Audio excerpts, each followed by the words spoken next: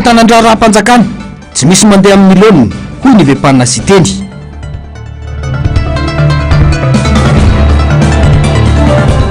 tontolo ny fampianarana sy fampidirana mpianatra manjaka ny kolikoly mbola lavitrezaka ny ady. raha 5R sy FBI manala ny fiandriana ny firenena malagasy hoy ny rakoto vao.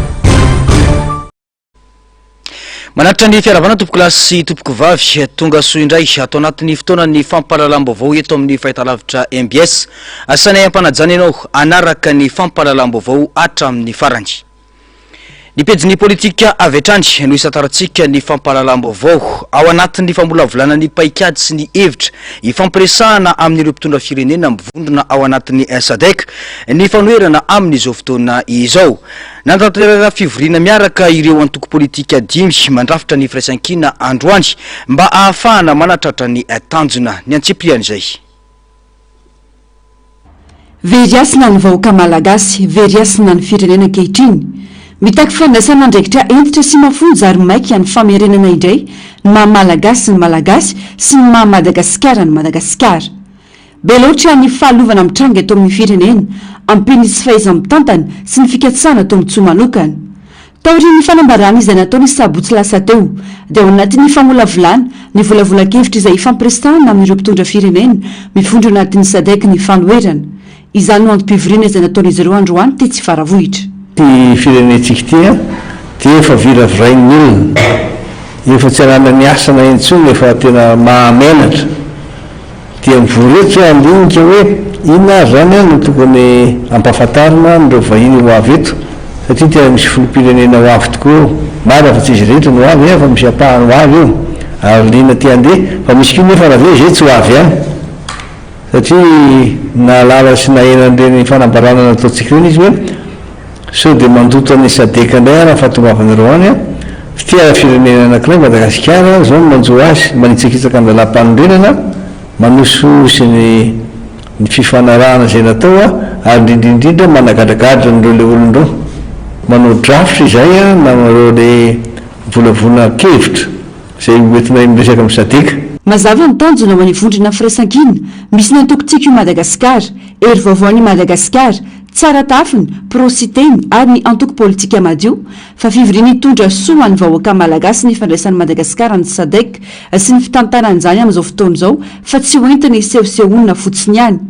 Firenena tsy manaja lalàna, fisaraham-pahefana sy demokrasia Madagasikara kanefa fitantana vondrona manana ny lanjany aty Afrika.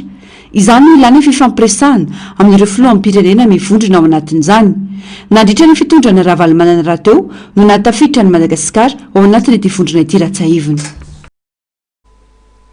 Mbola eo amin'izay tontolon'ny politika izay hatrany dia mitotongana tanteraka ny firenena hatramin'ny nandraisan'ireo mpitondra ankehitriny ny fitondrana hoy ny filoha lefitra fafito eo anivo ny anteny miram-pirenena sy teny Randriana Solonaiko. Fitotaona sy roa volana izay no nahalehibe ny gouvernemanta aningay Tsay Christian saingy tsy mitsahatra mitombo ny tsy fahombiazana sy ny fanjakana tsy mahomby manoloana ny fitantanana raha-mpanjakana hoy hatrany ny faneho-kevitra. Rehefa mipoitra nefa izay tsy fahombiazana izay dia ahirika any amin'ny fanoherana ny rihatra. Ndao aratsika ny antsiprian'izay tanteriny Narcisse Karazafy eo amin'ny sary sy sary ny mbola avatsara. Ny 4 Jona 2024 no voatendro lehibe ny gouvernemanta ny Prime Ministre ankehitriny Tsay Christian atao anatin'ny fitoana sy roa volana ny tondran'ny gouvernemanta dia betsaka ireo tsy fahombiazana hoy ny solombavambahoaka sy teny Randriana Solonaiko akoatra ireo taremarika navoaka ny banky iraisam-pirenena sy ireo sehatra hafa momba ny laharana misy any Madagasikara amin'ny resaka fahantrana na ny fahalalany asa fanaovan-gazety na ihany koa ny resaka kolikoly izay miembotra avokoa dia betsaka ireo raharaha manahirana amin'seho mandritra ny fotoana ny tondrany. Efa nisy ihany koa ny feo mandeha teny anivon'ny anteny miram-pirenena nandritra ny fivoriana ara-potoana farany teo ny momba ny fanaovana fitsipaham-pitokisana ho an'ny Prime Ministre saingy hatreto mbola tafajanona eo amin'ny toerany ny tenany. Mazava tsara nefa ny voaravitry ny lalam-pandrenana fa manana fahefana ny filohampirenena anaisotra ny Prime Ministre rehefa tsy mahomby ny fitantanany. Nampatsiahany vahoaka malagasy ny solombavambahoaka sy tendra ndrena solony haiko fa hatramin'ny nandraisan'ireo mpitondra ireo ny fitantanana dia nitotongana tanteraka ny firenena ary latsaka anaty antsana lalina ny fari-piainany malagasy. Ya raha ny lalam-panorenana aloha no jerentsika par rapport amin'ny asan'ny Premier ministre dia mazava tsara ny lazain'ny lalam-panorenana hoe raha azo tsapahitanana ny tsy fahombiazan'ny Premier ministre dia tereny lalam-panorenana ny filoham-pirenena hanaisotra ny Premier ministre ka fantanina mipetraka amin'izao fotoana izao ho antsika vahoaka malagasy ny asan'ny Premier ministre hatramin'izay nitondrany maha Premier ministre azy zay zavatra misy manko toy izao na tiana na tsy tiana dia nandritran'izay nitondrany ingay Rajoelina zay dia ny anlentika ny vahoaka malagasy. Tsy hitondra vahaolana maloana ny zava-misy eto Madagasikara ny fisahana ny Premier ministre Vonjimaika ny ministera ny fitanterana hoy sy tendra ndrena solony haiko izay nilaza mazava fa ny fitantanana ny firenena amin'ny ankapobeny mihitsy no tsy mandeha amin'ny laon'ny polofonjany raha ny fanazavana ny tsy fananana politika mazava amin'ny fanesorana olom-botendry amin'ny didim-panjakana misesisesy isan-kerinandro mandritra ny filakevitry ny ministra kanefa tsy misy olona azo tendrena ho solony. Tako azy aloha ny fandraisan'ny Prime Ministre ho interim ao amin'ny ministera ny fitaterana tsy midika havoavahany olona eto Madagasikara fa zavatra misy fotsiny raha mijery tsara isika ny Conseil des ministres rehetra raha tokony izy rehefa ianao zany manala olona amin'ny alalan'ny didy dia tokony mametraka olona ny ankabeazan'ny olona nasorona tsy Valérie ihany fa na reny DG na secrétaire général asorona reny tsy solona rehefa avy donc zany tsy hoe tsika lan'olo manga Madagasikara maro betsaka mahay eto Madagasikara fa le fitantanany ingay Rajoelina mihitsy no azoko ambara hoe aotra. Ambonin'ireo rehetra ireo ahiliky ny fitondram-panjakana any amin'ny fanoherana avokoa ny tsy fahombiazany rehetra mandritra izao fitantanana izao. Fa te ahiliky n'izao fitondrana izao any amin'ny fanoherana ny tsy fahombiazana. Tsy napetraky ny lalam-panorenana zareo hanohitry ny mpanohitra. Diso zany. Fa ny mpanohitra no manohitra ny fitondrana zany no zavatra napetraka ka tsy mety le sarety no atao aloha dia ny omby atao anarina zay ne tenenako hoe midofotra amin'ny rindrina le izy fa lasa ny tsy fahombiazany ndraiky koa dia ho lazay mpanohitra ngano nanao an'iny 777 iny sa ny mpanohitra no tsy nijery reo olona amanjato ny maty any Kongo sa ny mpanohitra no tokony handeha hijery ny problema rehetra eto Madagasikara sa ny mpanohitra no nampisany délestage ny mpanohitra no tsy nampisany rano teto ny mpanohitra no nahapotika ny lalana tety nisy amin'ireo mpanohitra ireo fefa nitondra tahaka ny président Marc Ravalomanana président Rajoelina Ramatoa fa ny lalana teto Madagasikara tsy potika ohatran'io tsy asa mpanohitra zany fa aoka kosa re tompoko ny tsy fahaizanareo dia aza ahilika any amin'ny fanoherana fa ny zavatra tokony ataonareo raha enjy ianareo rehefa tsy vitanareo le izy raha tena tia tanindrazana isika mametsa-pialana fotsiny andraisana azy dia ho hitanareo amin'izay afaka manendrika amin'izay koa nareo anatin'izay zavatra zay rehefa zahay koa mitondra. No amafisiny sy tendra ndrena solony haiko fa raha izao no mitohy dia ho zatra fitantanana tsy mazava sy feno osika Madagasikara ka ny vahoaka indray no hitondra ny vesatra aoriana kely ao. raha raboina 777 sy ny fanadiadina makasika izay kosa indray dia tsy tokony ho afamiala fa mendrika ho adiadina avokoa ny rehetra eto amin'ny firenena ivoan'ny tena marina ho fampiarana ny tany-tandalana hoy Rivirakoto vao androany. Lasa fahazarana eto amin'ny firenena hoy izy ny fialana bala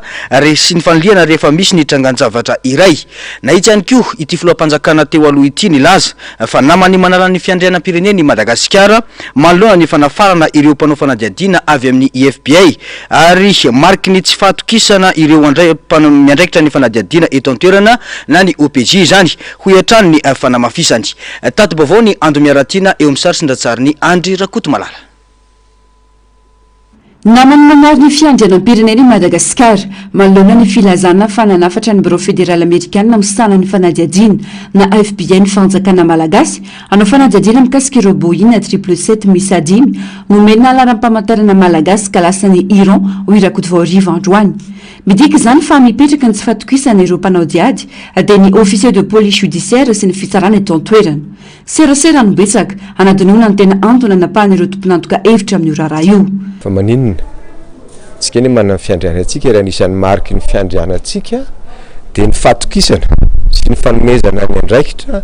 sahan'ny rany gendarme sy ny police mpanao ankety dia mitondra an'izany eo amin'ny tribunalitsika. Eo zany no mampisalasala hoe tohatra manao teny roa ny fitondram-panjakana rehefa miresaka eo ny hoe nareo nga tsy matoky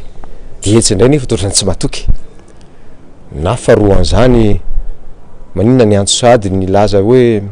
tsy raha mamalototsika ato fa mety fahatelon'le izy dia manala fiandrianantsika tsika anatin'le zaratra mitranga zay tsy nanotanitsika olona misy tamintsika nanao azy fa ankehitriny vakiny na fenina dia miantso vonitsika mba mandeha mialoha zany hoe zay nefa miantso anareo zay fotsiny hoe nandraisako azy sady anisan'ny lazaiko hoe manao communication zany ny fitondram-panjakana manao communication ry zareo lasa hitanao lasany amin'izany ny adevitra fa tady adiny zany le fototra hoe ahoana kay inona ny antony nanaovana fanjakana zany. Ia mafy ary goavana ny fiatraikany zava-mitranga eto amin'ny firenena ho fanamafisana midika ho ady adina avokoa ny rehetra ka tsy misy tokony ho afamaina raha tany tandalana i Madagasikara. Lasa fahazarana ho an'ny mitondra mantsy ny fanilika amina trangan-javatra iray. Fa maninona eto amintsika ny fanjakana dia manana fahazarana an'izany hoe tsy nanao an'izany rana tsy nanao an'izany rana fa izy nanao an'izany. Farafahakeliny fotsiny ary ny filazany ny tompona andraikitra ambony eto amin'ity firenena ity fa tsy malala momba an'izany izy dia mampieritreritra anao hoe tany misy fanjakana ve eto inona ny didin'ireo olon'ireo eo anatrehan'ny andraikitra zay men'ny vahoaka azy sy ny nanendry azy. Any amiko ny zava-dehibe ara-politika ara-pitantanana ary zany indrindra ny tokony ampietsika ny député satria misy zavatra tsy miodina zany eto amintsika misy olona tsy malala akory ny tompona andraikitra eto fa misy an'izany zavatra mamofady trahison ozy izy président Ravalomana an'izay tranga eto amin'ny firenena dia ny fitondram-panjakana mijoro sady manakana an'izany hoe tsy anatiny mihitsy ry zareo nga fa nanao fanadiadina nga le ministre ny mitondra tenin'ny fitondram-panjakana fa vita nga madame ministre fanadiadina aleo fanadiadina alalaka na zana ianao na iza namadika zao tambarantsika zao mendry fanadiadina ianao tsy nanao ninino ianao afaka ianao zany nanao ny fahotany ianao dia mandray mivalaka sazaranao anao na iza zay ny atao hoe fanjakana tandalana. Etsy andaniny zany niverina ady hevitra eo amin'ny fiarahamonina politika amin'izao fotoana izao ny anjara andraikitra ireo zanaky ny filoha eto amin'ny firenena nisy nanonona ihany koa izy ireo ho misy ifandraisany amin'ny tirara Boeing 777 ity ho Rivirakoto vao mazava ho iny mpanao politika fa trangan-javatra tsy fanao eto amin'ny firenena ny fitsika sy ny zanaky ny filoha izay tsy manana andraikitra kanefa hita etsy roa tsy azo sakanana amin'izay lazany ny olona manoloan'izany hoy ny fanamafisana. Tena atsika malala vao herinandro vitsivitsy ane izay nalefa miloana misolo tena mpanjakana reny andro reny dia mandeha ny tenin'ny olona tsy azonao sakana ny tenin'ny olona tsy azonao sakana fa le olona no tsy manaja fa taizaka ny reny zazy reny toko hoe zazy anefa lefa ampitaony reny tamin'ny fotoan'andro nalefa teo miloana misolo tena mpanjakana maninona tsy miteny hoe asa-pidirina amin'io zanakitsika fa ankehitriny zavatra famafao dia mety matahotra ny olona hoe anao tsy fitenenana amin'izany hoe fa zavatra mafy be satria eritrereto fa raha tonga hatrany amin'ny famadihana ny tanimbazantsika izy tsy fanao reny tsy izy reny olona tsy manana misolo-tenan'izy izy eo amin'ny fampirarana hoentina any amin'ny lampa-mpanjakana dia zany no mahatonga an'ilay tanora ho voateny izy hoe mandrarasy ny sisa tsisy olana raha za manokana tsisy olana amiko zany fa zao kosa lasa mifangarona ndra raha-mpianakaviana sy ndra raha-mpanjakana. Mamafady ny zava-misy atao amin'ny firenena ankehitriny ho ny fanazavana ka tokony hampietsika ireo solombavam-bahoaka hikatsana famarinana eto amin'ny firenena ho iatrehany rivo rakotovao. Fa miantso ny ministra teo aloha ijorovam-bolombelona sy amokany marina rehetra momba ny raraboina 777 i Jean-Jacques Ratsietson. Tsy azo inona hoy ity mpanao politika ity fa afaka mivoaka ntsokosoko ireo fiaramanidina 5 ireo raha tsy mahazo ny fahazoan-dalana avy amin'ny filoham-pirenena sy ny prime ministre. Mamofofona kolikoly sy fividianana fahefana goavana ity raharaha ity ho iatrany ny fanazavany Narcisse Karazafy sy mbola avatsara no mitatitra ny antsipriana izay. Mila mizoro vavolombelona sy mamoaka ny porofo rehetra ho hitan'ny malagasy ny ministra ny fitanterana teo aloha Valérie Ramonjavelo raha tena izy irery marina no voasaringotra amin'ity raharaha ity hoy Jean-Jacques Ratsietson. Boina 777 miisa 5 no voalaza fa avy aty Madagasikara ary nanana fahazoan-dalana sy lahara-pamantarana malagasy hoy ny fanazavana. Mbola tsy vonona amin'izany anefa io ministra taloha io satria tsy maintsy miaro ireo olona nampaniraka azy ny tenany ary na tiana na tsy tiana dia tsy maintsy nisy mpanelanelana tao ka i Valérie Ramonjavelo no natao sorona ifatrara ny rihatra ary nambara fa tompon'antoka tamin'ity raharaha boina ity. Verina foana natao visible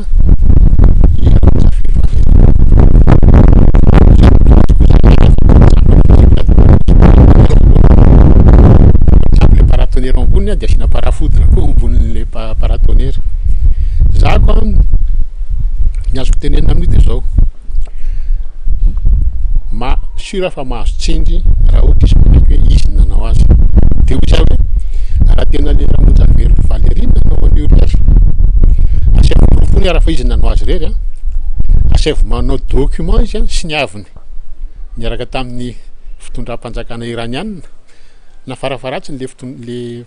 mpanao le nazo ny avion mahanina air zany fa tsy possible hoe mahanina air koa fa tsy maintsy misy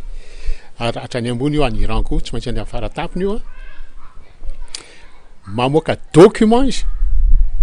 dia izy nanao sonirery tany amin'le document miaraka amin'le contrepartie iranianina zany hoe za zany miteny hoe raha izy nanao azy dia tokony hanaporofo izy fa izy nanao azy. Mampametram-panontaniana ihany koa hoy ity mpanao politika ity ny fifandraisan'ny filohan'ny antenimieran-dolona sy ilay teratany vahiny voasambotra sy voalaza fa nanao fifampirarahana tamin'ity raharaha ity tranga hafa azo heverina ny fitadiavana tany malemy anorenam-pangady tamin'ity raharaha ity nahoana no teto Madagasikara no nitranga ny raharaha boina nalefa tany Iran iny ho iatrany ny fanontaniana. Tsotra ny valiny hoy ity mpanao politika ity satria azo fidiana vola daholo izay rehetra atao eto Madagasikara ho iatrany Jean-Jacques Ratsietson. Famadibatika ny fanazavany azy tamin'ny voalohany sy mahafantarany le rangahy izy navoaka ny olona sarota hatrany amin'ny 2019 efa niaraka tamin'le rangahy lasa ndroako fa mpanolo-tsaina bénévole indray ozy nga dia tsisy mpanolo-tsaina gasy fihinany mahatonga azy lasa mpanolo-tsaina bénévole ka le olona ohatrany mety intermédiaire amin'ny fanjakana malagasy sy le fanjakana vahiny any ivelany fa io misy resaka voly satria ny iranianina misy tratran'ny embargo izy tsy mahazo makany le boina dia tsy maintsy manandrany izy dia hoe aiza mety zay koa le izy aiza mety misy tany afaka mampindrana an'le immatriculation dia tonga dia Madagasikara ny ao-tsainy voalohany aisy ireo vao mahita volo aloha dia mandeha dia zay nandehanany aty amintsika. Satratra araka izany ny ino fa raha hamoaka fiara manidina 5 ireo olona voaroroa ireo dia tsy ho fantatry ny filoham-pirenena sy ny prime ministre raha tsy haivina ho iatrany Jean-Jacques Ratsietson tamin'ny fotoana ny fampelezan-kevitra dia ny filoham-pirenena no tompony fanapahan-kevitra farany raha ny kasa hampiditra angidiby teto Madagasikara ireo kandida. Dia ny ACM koa tafiditra lalina be eo fa tsy ireo mahagaga ahoana amin'ny fomba ahoana hoe olona aty amin'ny ACM na ministre ny transport ve manao zavatra goavana be ohatr'izao dia afaka tsy ampahafantatra ny eo amboniny hoe sy ny prime ministre sy ny filoham-pirenena zavatra ohatra ny zavatra tsy possible zany ny eto raha hampiditra hélicoptère fotsiny zay tamin'ireny 2023 reny namanay tsy maintsy mandalo nanana ny procédure raha voaresaka fiaramanidina tsy maintsy mandalo any amin'ny filoham-pirenena de izy no mamme alalana na tsy mamme tam'ireny tsy namme alalana izy de aety veranga hoe isy boina 5 io a le fisin'le nisy boina 5 janvier ny ACM namme immatriculation provisoire zany hoe efa tany amin'ny 2024 tany zany iny nefa kotrokotrinina tao fa tsy 17 janvier tapitapy de tonga l'immatriculation fa maninona tsy mipika anakany amin'ny gazety mpanao gazety na kely ary tsy misy mipika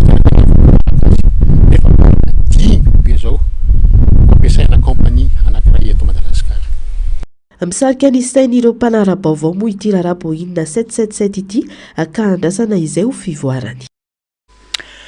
Fa raha mbola misy olona tia tandrazana eto indrindra fa eo anivon'ny fitsarana dia tokony anokatra midanadana ny fonja ho an'ireo olona izay voakasiky ny raharaha Boeing 777 hoy ny mpanaraka raharaham-pirenena. Takina ny anaovana fitsarana sy fanadiadiana ampahibe-maso ireo olona nolazaina fa efa voasambotra sy karoana amin'ny ity raharaha ity mba hivoan'ny tena marina. Midika zavatra ny tsy fahasahin'ny mpitondra fanjakana anatanteraka izany hoy hatrany faneho-kevitra sary sindratsariny ny aro-tanjony. Na inona ambara dia tsy maintsy isy fiantraikany goavana amin'ny Madagasikara. Ny raharaha Boeing 777 no mena laharam-pamantarana malagasy kanefa ampiasain'ny Iran. Tsy resaka anatiny na nasionaly ka ho vitany fampandrina amin'ny filazana fanadiadiana misokatra sy ny fanesorana minisitra fotsiny. Fitsarana tsy misy tsindry politika fanadiadiana lalina ao anatin'ny mangarahara no tokony apetratsika eto momba io raharaha io satria iarandrehetra mahafantatra tsara izany atao hoe firenena Amerikanina sy ireo firenena mampiasa ny fiteny anglisy hoy ny mpandraraha sady mpanaraka andraraha-pirenena Tina Randri. Raha misy olona tena tia tandrazana ao amin'ny fitsarana dia tsy tokony anokatra ny fonja ho an'ny mpangalatra akoho irerentsony manoloana ity raharaha ity hoy hatrany ny fanamafisana. Fitsarana malagasy zany eto ny tena tokony isehon'le hoe indépendant zao am'zao eo tokony aseho am'izay le hoe tena indépendant fitsarana malagasy de manao ny fitsarana ara-dalàna hoe izy avy ny voasaringotra tsisy teritery tsisy sakatsakana azy zay tratra de tratra io antsika manana an'le cour de justice inona moa no ampiasaina an'io ampiasaina natsangana fotsiny le izy inona no ampiasaina an'io ka de zay fotoana zay tratra ao anatin'io zay tompona andraikitra ao anatin'io mpangalatra koa ary moa miditra eriko maika ave ny olona tsy fantatro zavatra ngeza be ohatrao de ahoana moa no mpangalatra koa nga atao mpangalatra koa ihany ny idirany ery amponja fa mba alao am'izay fa mba ho sambo mahazo ny anjarany zay angamba zavatra tiako tenena zao amin'ny tena fotoana satria eo ihany koa no amin'ny zao fotoana zao no ananan'ny communauté internationale sy ny investisseur en confiance à Madagascar satria miasa fitsarana. Ankoatry ny fametrahana fitsarana maleo tena dia ilaina ny fanaovana fanadiadiana ampahibe-maso ireo olona roa izay voalaza fa voasambotry ny fanjakana. Terena ampahibe-maso izy ireo ilaza ireo namany sy izay voakasiky ity raharaha ity. Takina ny mangarahara sy ny tombotsoam-pirenena izay tandindomindoza aloha ity raharaha ity hoy hatrany ny fanamafisana. Io nge amina million de dollars nge ny enjeu mnavoaka ny matriculation malagasy ahoana moa no nde hoe raha koty sy raha be sy raha sorery no concerné amin'izy io fa misy atana tohatra maromaro io un million de dollars ny enjeu ka zay kosa ny zavatra hoe azo atao ihany koa zay miandry zay daholo malagasy hoe ahoana marina moa ty inona marina ve ty lazain'ny Facebook ty satria lasa Facebook man zao fitaratra eto Madagasikara am'izao fotoana zao io zany lasa hoe karazana ohatrany hoe ambopionan'ny serasera am'izao fotoana zao eto Madagasikara misy fiatraikany ka zay zavatra zay zany mba atoroko ny mpitondra eo koa mba elana am'le resaka hoe tsisy idirana eo mazava tsisy ateritery mihitsy io tsy tenitsony hoe ranona nanao na hoe tsy vitan'ny olona zao io fa tonga ny atao ampahibe-maso le olona anankiroa zavatra enjeu Boeing 5 be zao sady 777 zao ngeza be nge zany tsisy olona ray na olona roa conseil amina million de dollars ny enjeu an'izany. Raha ny fantatra moa dia efa tonga eto amintsika ny FBI manao fanadiadiana momba ity raharaha ity raha ny nambaran'ny prime ministre sady misana ny ministera ny fitaterana. Mbola tsy nandrenesam-peo kosa atreto na ny maso ivo na ny gouvernemanta na ny filoha Amerikanina manoloana ity raharaha ity. Ny Amerikanina izay firenena manameloka any Iran kanefa novatsiny Madagasikara fitaovana tsy tokony asiana fanavahana fa na iza tompon antoka amin'ity raharaha ity dia tokony hiditra ny fonja satria mampidikizo ny firenena sy ny malagasy ho iatraminy ny fanazavana. Mahakasika indrindra izay resaka kolikoly izay dia mitaky politika matipaika ny ady amin'ny kolikoly eo amin'ny sehatry ny fanabeazana hoy ny Transparency International Initiative Madagascar androany. Tandindomindoza tanteraka ity sehatra ity noho ny firongatry ny kolikoly misy eo amin'ny endriny maro. Matahotra amin'ny teny sy milaza ny zava-misy marina ireo iaran'izany ho raha ny tatitry sy ny fanadihadina nataony Transparency hatrany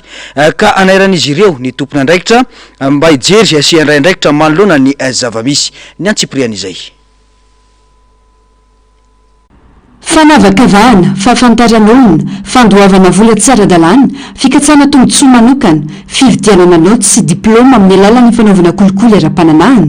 Endrika kolikoly mamotika ny sehatry ny fanabeazana sy fampianarana eto Madagasikara eo, raha nambariny Transparency International Initiative Madagascar androany, raha nanao tavitra mahakasika ny fanadihadiana nataon'izy ireo. Misy zany ankizy tena hoe tsy hanao examen tsy hiezaka fa de hoe hanao kolikoly ara-pananahana de mahazo anao tsara de amin'izay fanomezana naoty zay zao no anisany hoe misy risque be na corruption. Be de be le corruption tansaina teo fa resaka discrimination resaka fahafantaran'olona fahafanolana tombotsoa manokana zany ary eo amin'ny resaka zay kolikoly ara-pananahana zay tena betsaka amin'ny verina zany raha te hisitraka an'izay hoe naoty tsara zay ny ankoatran'izay koa ny fahazahoana diplôma raha mijery raha jerena zany hoe risque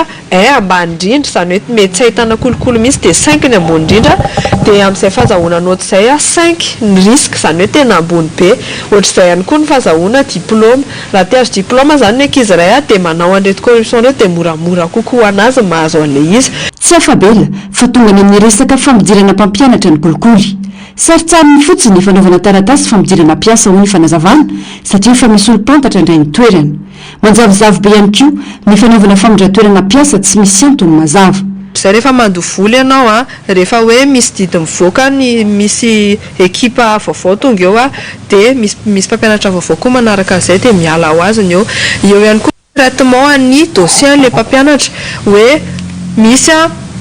CV alefa fa nefa ny ambadika nefa misy lista mipetaka hoe reto olona reto no mpampianatra atao amin'ity sekoly ity de zany hoe lasa sous forme fotsiny le izy de farany amin'ny resaka affectation zany hoe rehefa manao affectation zany araka nambarandreo olona nadihadiana de tsy mazava tsy misy antony mazava hoe fa maninona zany ho affecté fa rehefa tonga fotsiny ny didy hoe miala eto ianao na mandeha findraria amin'ny toerana ohatrao ianao de manaraka an'izay raha ohatra ka mbola te ho voatazona ny mampiasa mpanjakana anao sy ny andresanao karama. Potika ny fanabeazana iaratsy ny kalitaon'ny fampianarana manoloandreo ho ny Transparency. Mpampianatra tsy tsara ofana tsy manandrakefa ny mahazo fahana. Tena miaratsy ny kalitao amin'ny fampianarana satria lasa demotivé ilay mpampianatra. Ihany koa naverimberina tamin'ny fanambarana ny vokatra teo hoe tsy ara-kalitao tsony ny fampianarana satria tsy teknisianina ny olona eo tsy olona manana autorisation ny olona tonga mampianatra eo fa olona mety hoe mitady asa de io aloha ny asa mety hoe accessible indrindra de zay no atao. Ihany koa ny hoe fialanandaharan'ny mpianatra izay mety hoe lavitra loatra tsy ampy sakafo izy eo ihany koa ny mety hoe routine fotsiny le izy fa tsy ao zany le encouragement le ray aman-dreny hoe tena important hoe ty mianatra ty de ho an'ny resaka recrutement indray resaka tsy fahampiana de mahatonga an'izay hoe lasa kamo le mpampianatra lasa atao amin'ny fitadiavam-bola le izy mampirisika izy ny ankizy hividy boky hividy poly. Lasa resa be fotsiny ihany koa ny politika eo amin'ny ady amin'ny kolikoly ho ny fanazavana fa tsy misy paikady matotra amin'ny mpiaran'izany. Sozokevitra marina losi ny Transparency manoloana ity tranga ity. Ampiaro le politika ady medina amin'ny kolikoly zany amin'ity sehatry satria lasa resa be fotsiny le izy tsy tenenina hoe anisan'ny secteur anankiray prioritaire amin'ny secteur maromaro eto Madagasikara nefa rehefa tena manao fanadihadiana ohatr'izao ianao hita hoe tena tsy hany mihitsy le izy tsy misitraka an'izay hoe fijerena ny resaka ady amin'ny kolikoly izay ny olona de manarak'izay maro nefa voateny teo zao ohatra hoe ampitomboana anisan'ny sekoly fa fanatsarana ihany koa nefa misy ampiodinana an'izay resaka fahaizana ho an'ny ankizy izay hoe misy sekoly napetraka io misy sekoly naorina de jerena ny mpampianatra ao anatiny entina hanabeazana an'ilay ankizy fa telo manaraka an'izay voateny tao koa hoe betsaka ny olona izay mahita na ny aina kolokolo fa tsy hitany hoe izy tsy fatany zony dia reny centre d'écoute efa miexiste reny mba ataovy opérationnel izy ireny na hoe raha sanatria tsy misy dia asiana any amin'izay toerana tokony asiana azy ahafahan'ireo olona ireo mitaraina zany manaprofo ny zava-misy fa tsy misy ny fahalalana manahevitra eto Madagasikara misatra ihany koa lalàna miaro ny mpisintona lakolosy sy ireo mpiaro ny zon'olombelona satria mbola mamy amin'ny gasy miaina zany aleo mahaterapiste toy izay maty androany dia aleo mangina manakobom-bava zay zany araka ny fanadihadiana natao fa tsy hoe manao affirmation fa en tant que citoyen koa mahatsapa hoe tena mbola ahoana moa zany mbola mihidy be le fahafahantsika amin'ny teny zany eto Madagasikara tsy libre tsara tsika mi-exprimer izay zavatra tiatsika tenenina dia manaraka an'izay efa voateny teo ihany koa moa zany hoe le lalàna miaro ny mpisintona lakolosy sy mpiaro ny zon'olombelona tsy mbola misatra be zany ny fandaninan'io dia izay mahatonga an'le hoe aleon'ny olona zany mialany tao mifindra ny amin'ny sekoly hafa dia amin'izay mandry tsara dia hoe hijanonao nefa ny miatra zavatra be dia aleony mangina dia mitohy fiainana olona valodiatsefatra rivo nahitana ray aman-dreny mpianatra mpampianatra ary mpianatra avy amina faritra fito eto Madagasikara Danalamanga Matsirambony Atsinanana Diana Atsimandrefana Boeny ary Anosy no nanaovana Transparency International Initiative Madagasikara fanadihadiana efa poloisan-jato tamin'ireo no milaza fa efa nahita na ny aina kolokolo tamin'ny sehatry ny fanabeazana raika amin'ny valopoloisan-jato tamin'izy ireo no tsy nanodingana na etsika amin'ny alalany tatitra na fitarainana no ny tahotra ny fandraisana fepetra enjana na no tsy fisian'ny rafitra fitarainana azo antoka tontolo ny toekarena kosa indray potika tanteraka ny seha-piarinana any Ambanivohitra izay ankina ny valopolo isan-jato ny vahoaka malagasy amin'izao fotoana izao hoy ny solom-bavambahoaka sy teny randrena solony aiko androany isan'ireo voakasika mafy amin'izany ny sehatry ny fambolena lavanilina ny vary ny jirofo ny langelan izay tokony ho fototra ho fanarenana ny toekarena sy anaparitahana ny vola eny efotony narisisy karazafy sy mbola avatsara no mitondra ny antsipriana izay Tantsany valopolo isan-jato ny malagasy potika tanteraka nefa ny seha-piarin'ny mponina any ambanivohitra ankehitriny tsy misy fandraisana ndraikitra avy amin'ny fitondram-panjakana manoloana izany hoy ny fanehoan-kevitra ny solom-bavambahoaka sy teny randrena solony aiko kanefa simba ny famokarana tokony ampivoatra ny toe-karen'ny malagasy isan'izany ny sehatra ny lavanilina ny vary ny jirofo ny ilongilong sy ny maro hafa manaparitaka ny vola any amin'ny vahoaka nefa ny famokarana anatiny ary manampy amin'ny fiainana andavanandro ka tokony omena lanja sy jerena kaiky tsy manana politika mazava nefa ny fitondram-panjakana anarenana sy anavotana ny seha-piariana fa politika ny fandrebirebena sy aingitraingitra ary ireo mahafinaritra ny maso no mahaliana ny mpitondra na ny famokarana ara rehetra tsy mandeha amin'izao fotoana izao raha tsy teny fotsiny aho na resaka vary eo na resaka pot de cap na resaka lavanille na resaka girofle na resaka langlang zavatra rehetra na resaka ronono zany rehetra zany ny apotika daholo reny famokarana rehetra izay miaro ny ekonomia malagasy reny izay mamparitaka ny vola any amin'ny vahoaka satria isika azadinona fa ny akabeazantsika eto Madagasikara dia tantsaha ka raha tsy manana politika ekonomika mazava tsara izay misy fiatsaikana any amin'ny vahoaka malagasy na ireo tantsaha reo dia zao ny ataony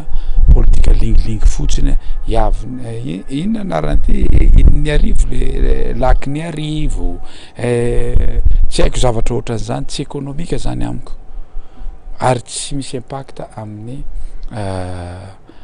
inona moa azoko itenena azy amin'ny fiainana vahoaka malagasy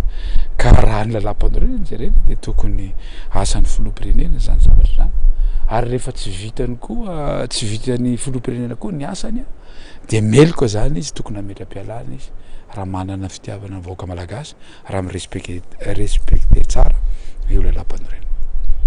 maro moa ireo voalaza fa viana mpampandrosoana natomboko ny fitondrana saingy tsy nisy toy ny akamarony ho ihany ny fanazavana nijanona teo amin'ny fitokanana sy ny fanokafana makotrokotroka fa tsy nisy fitohizany na fiatraikany tamin'ireo tantsaha raha tsy laza fa tsy ny voly vary safiotra izay fanimbana tanteraka ny fambolena vary eto Madagasikara ho iatran'ny fanehoan-kevitra. tontolon'ny asa fanaovan-gazety kosa indray dia nitanteraina ny fatelo ny volana aogositra lasa teo tetsy Ambohidany fanofanana momba ny nomerika ho an'ireo mpanao gazety anabaka mivondrona ao amin'ny association de la presse en ligne. Ny fantoka manokana tamin'ny resaka marketing digital ny fanofanana izay mikendry anomezana fahalalana sy fahaizana manao vaovao ho an'ireo mpikambana ao amin'ny fikambanana. Ny Antsipriana izay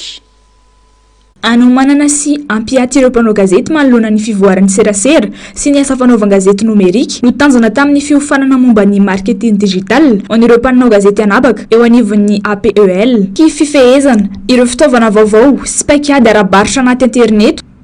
tsy voafetra amin'ny famokarana votoaty fotsiny intsony mantsy ny asa fanaovan-gazety amin'izao fotoana izao fa mila fahaizana ihany koa ny amin'ny fampiroboroboana sy fampandrosoana maharitra ny asa ataon'ireo mpanao gazety. Nazahoana mari-pakasitrahana moa ity fiofanana ity miandrandra ny rehetra fa tsy hijanona hatreto fa itoy sy hitatra manerana ny faritra ny fiofanana toy izao. Tanjona ny ahafahan'ny mpanao gazety malagasy mifehy sy maharaka hatrany ny fiovan'ny tontolo nomerika izay mitombo sy mihamaro endrika isanandro. Eo anasehany fanamby sy fanerena mitombo amin'ny fahalalan'ny asa fanaovan-gazety eto Madagasikara dia mitana andraikitra lehibe ny fanofanana sy ny fampiofanana toy izao amin'ny fampivelarana ny fahaiza-manaon'ireo mpanao gazety. Mampiseho izany fa tsy manaiky ho kivy na angina manoloana ny fanohitohina natao amin'ny asan'izy ireo fa miezaka miarina sy manamafy ny fahaiza-manaony ho fiarovana ny zo sy ny andraikiny amin'ny fanomezam-baovao marina sy malalaka ho an'ny vahoaka. Ny fahaiza-manao sy ny fanavaozana no fitaovana lehibe indrindra iarovana amin'ny fahalalan'ny asa fanaovan-gazety ary izany no vady fehizoro ahafahana miantoka ny fitohizan'ny fahaleovan-tenan'ny asa fanaovan-gazety sy matanjaka eto amin'ny firenena. Ireo maresaka iraisam-pirenena firenena voalohany nandray andraikitra amin'ny famatsinana fitaovam-piadiana amerikanina ho an'ny Ukraine ao anatin'ilay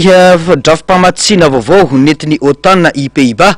ka nanome vola mitetina hatrany amin'ny 500 tapitrisa euro nanentana ireo firenena hafa izay mpikambana eo anivon'ny OTAN ihany koa ny sekretera generaliny mba anohana ny fanampiana ara-tafika ho an'ny Ukraine. Ny Antsipriana izay nanambara i Pays-Bas ny alatsinainy teo fa hanome fanampiana ara-tafika mitentina 500 tapitrisa euro ho an'ny Ukraine amin'ny alalan'ny fividianana fitaovam-piadiana avy any États-Unis. Ity fanapa-kevitra ity no dingana voalohany amin'ny fanatanterahana ny drafitra vaovao natsangan'ny OTAN ho an'ny famatsiana ara-tafika ny Ukraine. Ahitana bala, misile ary rafitra miaro amin'ny misile ny fanampiana izay natao hampitombo ny fahafahan'ny tafika Ukrainiana miaro tena amin'ny fanafihan'ny tafika Rosiana. Nankasitraka izao fanapa-kevitra Pays-Bas izao i Mark Rutte, sekretera generalin'ny OTAN sady praiministra teo aloha tao Pays-Bas manantena ny tenany fa hiara-dia tsy ho ela ny Pays-Bas ireo firenena hafa mikambana ao amin'ny OTAN. Raha tsy ahivina, ny volana lasa teo no nanao fanambarana i Donald Trump fa hanome hanome fitaovam-piadiana ho an'ny Ukraine i États-Unis saingy alohan'ireo mpiaradia Européana sy Kanadiana izany. Etsy ankilany, nisaotra ny Amsterdam i Vladimir Zelensky, filoha Ukraine noho ny fandraisana draikitra sy fanohanana ity ezaka iraisam-pirenena vaovao ity. Fa isa minitra dia loto plastika iraika mioptatitra fako no mivarina any an-dranomasina araka ny fanadiadiana. Noho izany dia isan'ireo antony miteraka korontana ho an'ny tontolo iainana ny fako plastika. Ny plastika nefa dia tsy mety levona any ka miteraka olana ara tontolo iainana ho an'izao tontolo izao. Anomboka ny 7 Jolay 2024 ny fivoriana maneran-tany raha ny resultena ny firenena mikambana ny fanjakana ny setra tsy miankina ary ny industrie ao Genève izay aharitra 10 andro. Ny Antsipriana izay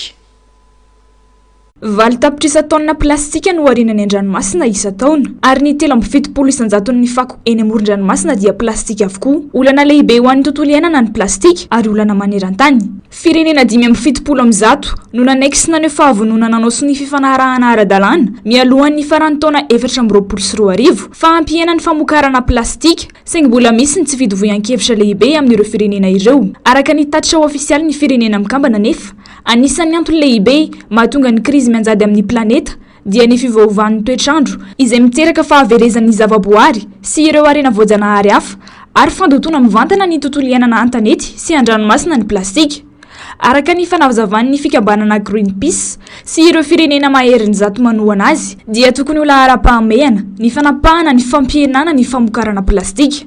Etsy ankilany anefa misy ireo firenena matanjaka amin'ny angovo sy solika toa ny États-Unis sy Arabia Saoudite izay tsy manaiky ny ampiena ny famokarana plastika fa manantitrantitra ny tokony anamafisana ny fanodinana. Mitombony aian'ny mponina maneran-tany manoloana ny fianaky ny plastika amin'ny fiainana andavanandro. Fantatra izao fa misy plastika manify, microplastika ao anatin'ny ran'olombelona araka ny vokatry ny fikarohana siantifika. Ankoatr'izay, manimba ny ranomasina, ny tany ary manao itsony ny fahasalaman'ny zavaboary ny plastika. Hatramin'ny 14 aogositra 2024 izao no ifampidinika ireo solitena ao Genève araka ny tolo-kevitry ny Greenpeace. Tokony ampiena ny famokarana plastika maneran-tany hatrany amin'ny 570 isanjato amin'ny taona 2024 raha tiana aomby sy haritra ny ady amin'ny fandotona. Saingy mbola sarotra ny ahatratrarana ny marimaritra iraisana amin'io tanjona io, miandrandra mafy izao fivoriana izao ny sehatra piaro ny tontolo iainana sy ny olom-pirenena eran-tany. Tsy maintsy mivoaka amin'ity fivoriana ity ny fanapan-kevitra entitra izay anamafy fa tsy vitan'ny fanodinana plastika fotsiny intsony fa mila fandaharana asa mazava sy fifehezana entitra amin'ny famokarana ny resaka plastika raha tiana ny hamonjy ny planeta sy hanome ho avy ho azo antoka ho an'ny taranaka. Ny 7 Jolay 2024 lasa teo moa no nanomboany izay fivoriana izay. Izay ny amin'iny fa andao arahantsika kely indray ary ny hafa kely. Pizaha tamin'ny vehivavy iray no naolan'ny mpiarady azy teny anabakabaka teny raha iny izy roa nilatsaka tamin'ny elonainy na parachute nandritra ny antsoina hoe tourant parachute ascensionnel no nitrangana ity fanolanana ity tany Tunisie. Azo tanterahana tokoa ve sady anofinofo fotsiny ny fipetrahana eny amin'ny planeta Mars? Maro ireo olona taitra tamin'ny fitetikasa lehiben'ny Elon Musk ny amin'ny famindrana olona ho eny amin'ny planeta Mars. Fa raha jerena amin'ny masin'ny siansa, ireto no antony tena manahirana amin'izany. Kely loatra i Mars, ampafolony amin'ny haben'ny tany vao mahazo ny habeny. Raha te hiainany amin'ny planeta iray, dia ilaina ny planeta mitovitovy lanja sy habe amin'ny tany. Raha kely loatra izy, dia tsy afaka mitazona rano na rivotra. Malemy ny antsoina hoe gravité. Tsy afaka mitahiry atmosfera ny planeta iray raha tsy manana adiry lehibe farafahakeliny mitovy amin'ny tany. Mba ahafahana mitazona atmosfera sy rano, very ny atmosfera teny amin'ny planeta Mars noho ny gravité ny malemy. Nisy rano tao amin'ny tany aloha, 3 tapitrisa taona lasa izay, ka dia notsofin'ny rivotra avy amin'ny masoandro ilay fikasana handatsaka bomba any amin'ny planeta Mars. Teo arika ihany moa izany tetikasa izany. Fa azo atao koa ny mamorona hafanana sy manome rano amin'ny alalan'ny ranomandry. Tsy dia maharitra nefa izany raha tsy afaka mitazona ny atmosfera ilay planeta. Izay no tena olana fototra. Raha lehibe loatra indray ny planeta dia lasa manangona entona toy ny hydrogène sy hélium noho ny gravité any mahery anyka lasa planeta gazeuse toa ny Jupiter ohatra. Raha mbola lehibe lavitra dia toy ny kintana ka manomboka manao fusion nucléaire mitovy amin'ny masoandro. Mety ho vitan'ny siansa ihany fa mbola lavitra ny asa. Solar Impulse 2 no iantsona ity fiaramanidina voalohany na vitany hodidina izao tontolo izao tsy nampiasa solika mihitsy na dia indray mitete aza fa nandeha tamin'ny herin'ny masoandro. Na vita mihoatra ny kantinanta 4, ranomasina 2 sy ranomasimbe 3 ary ny tety 270 hatramin'ny 370 kilometatra nandritra ny 5,500 ora ny Solar Impulse 2 araka ny tatitra tamin'ny fotoana nidinany tany Abu Dhabi ny 14 Jolay 2024 mahatratra eo amin'ny 570 hatramin'ny 70 kilometatra isan'ora ny hafainganam-pandehany izay azo lazaina fa ambany noho ny fiaramanidina mandeha amin'ny solika. Tsy mifanalavitra amin'ny fiaramanidina Boeing 747 ny habeny izay milanja 2.3 taonina. Tapitra ny fampahalalam-baovao-tsika tompoko lahy sy tompoko vavy mankasitraka anao nanaraka izany hatramin'ny farany isorana ireo teknisiana sy ny namana mpanao gazety nanangona ireo vaovao sy nafahana nanantontosa izao fampahalalam-baovao izao mametraka ny soavatsara veloma tompoko.